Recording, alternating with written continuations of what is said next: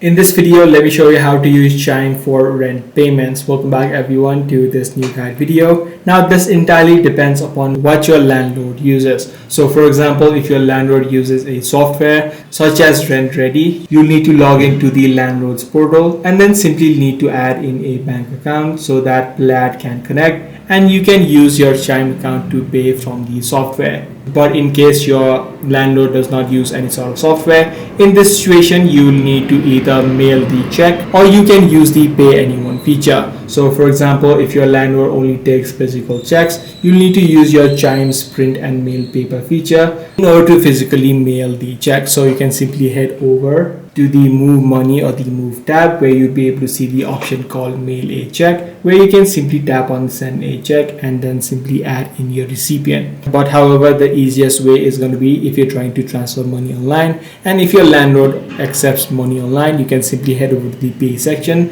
simply tap on Pay Anyone, and you can use your landlord's name, their phone number, or simply use the Chime sign in order to pay them instantly. So this is the exact few steps that you can follow and the ways that you can use Chime to pay rent. So that's pretty much there is to it.